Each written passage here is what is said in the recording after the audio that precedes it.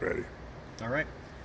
When we're going to start at the Fire 1, we're actually booting it. What the first thing that you actually want to do with the system is go ahead and connect your cables. You can connect your cables to either output, either or is not going to matter.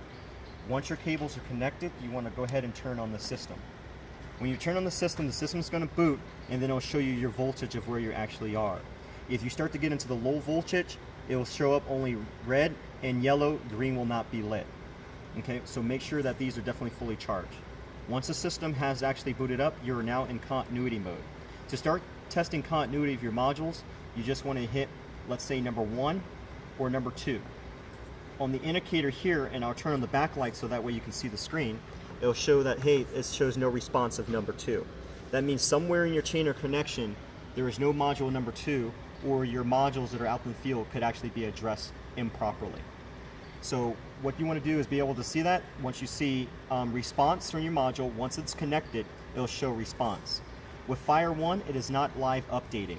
So anytime you connect the module or you make any adjustments to the module, you'll actually have to turn the system completely off and then reboot it so that way it's able to read the changes that you have made to your module. Now we're back in continuity mode when Fire 1 starts up.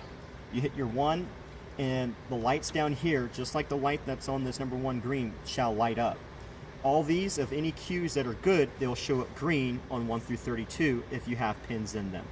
If you do not have pins in them, they will show up bad or that there's no pins there. If you have a pin that's in 30 and it's not showing up at all, then that lets you know that on module 1 Q30 you will need to actually go out there and actually inspect that module. You can cycle through the modules of 1, 2, 3, 4, 5, all the way through 9. If you need to go to module 11, then you actually hit 10 and hit 1 to go to 11. The same thing if you go to module 20, it'll take you to 20, 0.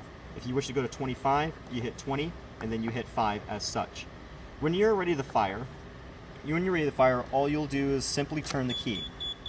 When you have turned the key, this will put the Fire 1 in actual fire mode. You can begin firing by selecting the module of which you wish to fire, and then on the module selections it will actually fire. You can fire a cue by pressing the first cue here, 1, and it will actually step to the next cue when you're ready to fire. You hit 2, it will actually fire again. You can cycle through these by actually pressing the cues here, and you can also jump to, let's say, cue number 9. If you do that, then you'll lose your place of where you last left off. To mitigate that, I suggest that you actually start by hitting the actual fire button to where it will cycle through the cues.